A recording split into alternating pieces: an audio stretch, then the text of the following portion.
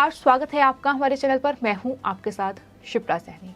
महाराष्ट्र से बड़ी खबर है। एनआईए की बड़ी रेड महाराष्ट्र में हुई है। अंडरवर्ल्ड डॉन दाऊद इब्राहिम से जुड़े तमाम लोगों पर ये बड़ी कार्रवाई नेशनल इन्वेस्टिगेशन एजेंसी की हो रही है। आपको ये बता दें कि मुंबई और महाराष्ट्र के लगभग 20 ठिकानों पर ये जबरदस्त छापेमारी जारी है।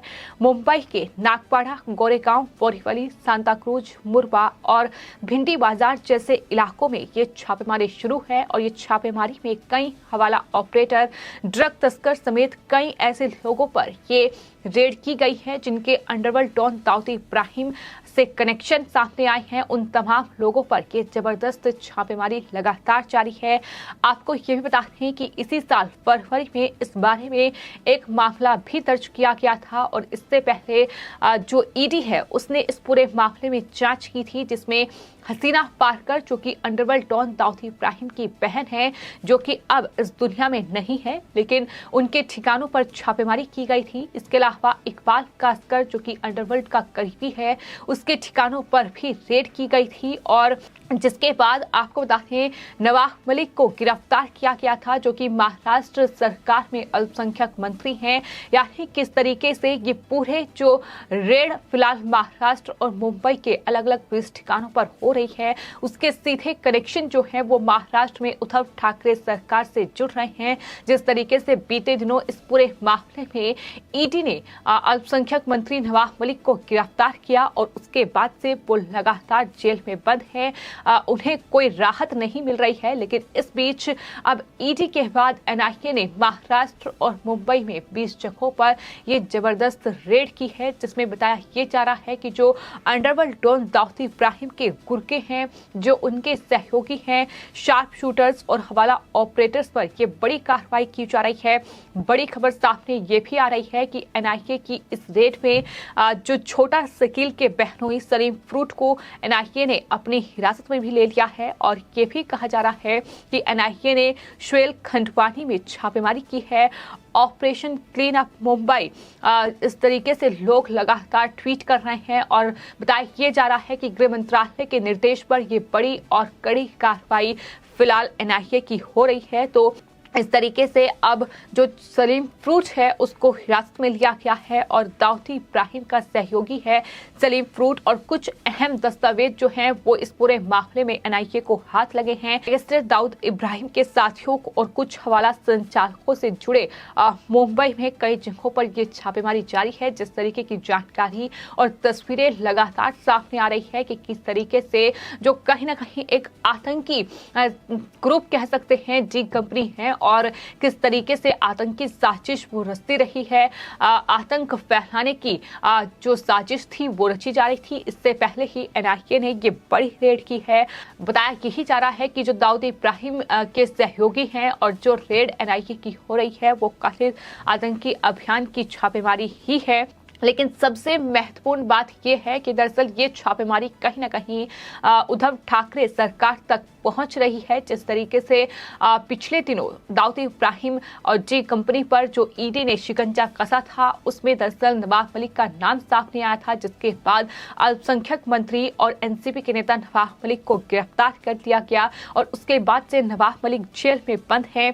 ईडी ने उन्हें गिरफ्तार किया था क्योंकि उनके खिलाफ अंडरवर्ल्ड डॉन दाऊद इब्राहिम के सदस्यों से संबंध रखने और टेरर फंडिंग का आरोप जांच एजेंसी द्वारा लगाया गया है। बीजेपी के नेताओं ने भी जो आरोप लगाए हैं नवाब मलिक पर, उनका साफ तौर पर यह कहना है कि अंडरवर्ल्ड डॉन दाऊद इब्राहिम के जो गुर्गे हैं, जो कि मुंबई बम ब्लास्ट के गुनहगार हैं, उनसे नवाब मलिक ने जमीन का सौदा किया है। और इस पूरे मामले में ईडी में जब शिकायत दर्ज कराई गई तो ईडी ने इस पूरे मामले में शिकंजा कसा और नवाब मलिक को गिरफ्तार किया गया कड़ी पूछताछ के बाद। हालांकि बीजेपी के नेता अभी भी महाराष्ट्र के दूसरे मंत्री अनिल परब की जल्द गिरफ्तारी का दावा करते हैं और फिलहाल जो रेड चल रही है उसमें बताया यही जा रहा है कि एनआईए को कई अहम दस्तावेज और कई अहम सबूत जो हैं वो हाथ लगे हैं और हो सकता है कि ना सिर्फ नवाब मलिक बल्कि इसके अलावा भी एनसीपी के कई नेता ऐसे हों जिनके डी कंपनी के साथ, दाऊद इब्राहिम के सहयोगियों के साथ या फिर अंडरवर्ल्ड डॉन दाऊद इब्राहिम के साथ कुछ घनिष्ठ संबंध हो।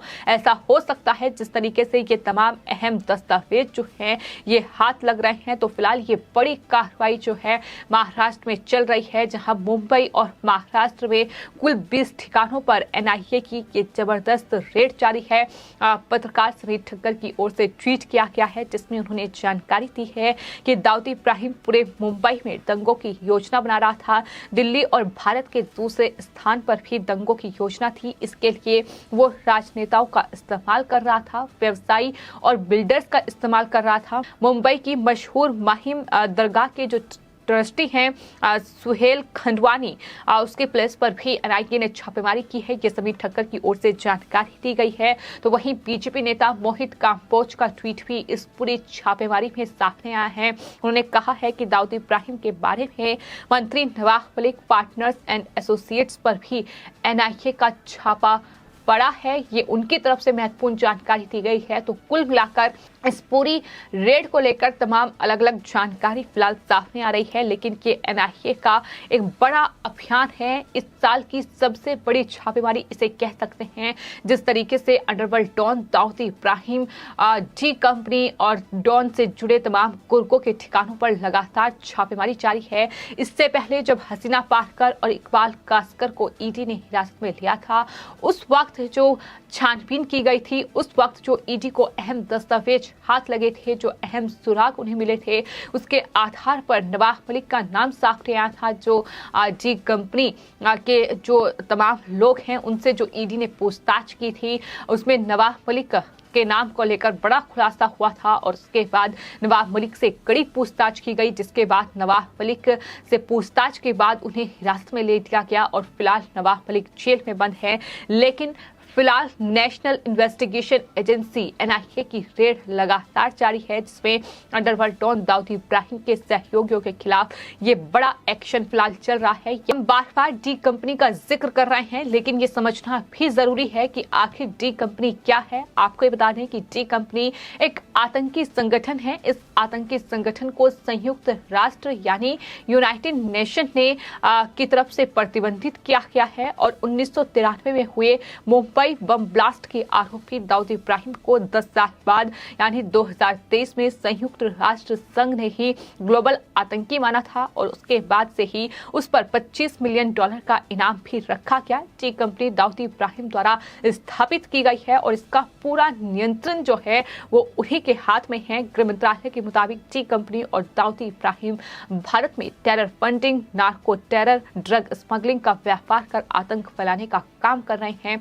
ये जो है गृह मंत्रालय की ओर से जानकारी बार बार दी गई है। लेकिन फिलहाल जो लगातार छापेमारी हो रही है, इससे पहले पिछले महीने ईडी ने भी मनी लॉन्ड्रिंग की जांच के सिलसिले में महाराष्ट्र के थाने में दाऊद इब्राहिम के भाई इकबाल कास्कर के एक सहयोगी के नाम पर 55 लाख रुपए के एक फ्लैट को कुर्क किया था और तब ईडी ने कहा था कि मुमताज इजाज शेख के खिलाफ पीएमएलए के तहत अचल संपत्ति को कुर्क करने का एक अस्थायी आदेश जारी किया गया था। तो इस तरीके से लगातार जो केंद्रीय जांच एजेंसी है वो एक के बाद एक दाऊद इब्राहिम के जो गुर्गे हैं, जो टी कंपनी के लोग हैं, उन्हें रडार पर ले रही है, उन पर लगातार शिकंजा कसा जा रहा है और फिलहाल ये 20 जगहों पर ताबड़तोड़ छापेमारी। आखिर परिणाम छापेमारी के क्या होंगे ये आने वाले वक्त में देखना होगा। लेकिन ये हवाला ऑपरेटर्स दाऊद इब्राहिम के सहयोगी और साथ ही बताया ये जा रहा है कि टेरर फंडिंग के मामले में ये पूरी छापेमारी फिलहाल चल रही है। यानी किस तरीके से भारत को दहलाने की साजिश और उस साजिश के बीच ये नेशनल इन्वेस्टिगेशन एजेंसी की बड़े छापेमारी महाराष्ट्र में, जो आने वाले वक्त में महाराष्ट्र के मुख्यमंत्री उद्धव ठाकरे और महाविकास आघाड़ी सरकार के लिए मुसीबत का सबब बन सकती है। बताया ये जा रहा है कि गृह मंत्रालय के आदेश पर नेशनल इन्वेस्टिगेशन एजेंसी ये छापेमारी कर रही है। तो फिलहाल मुश्किलें लगातार बढ़ती दिखाई दे रही हैं। जिस तरीके से मुंबई में अंडरवर्ल्ड डॉन दाऊद इब्राहिम के करीबियों के ठिकाने पर ये छापेमारी चल रही है और बीजेपी नेता मोहित काम्बोज की ओर से बड़ी जानकारी दी गई है कि मंत्री नवाब मलिक जो कि जेल में बंद हैं, ईडी के शिकंजे में हैं, पार्टनर्स एंड एसोसिएट्स पर एनआईए का छापा हुआ है।